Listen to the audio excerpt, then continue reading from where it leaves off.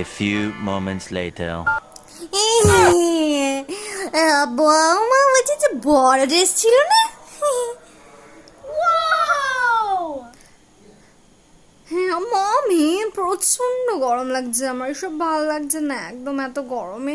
তাও তো এই বড় টপটা পরেছি, ভাবছি এটা খুলে একটা শর্ট টপ পরে উফ কি গরম লাগবে না? কি বলছো মামি?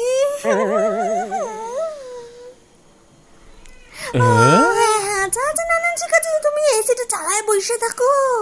ঠিক আছে, তুমি ভালো থাকলে আমিও ভালো থাকুম, তোমার দামি দামি ক্রিমগুলো ব্যবহার করতে পারলে।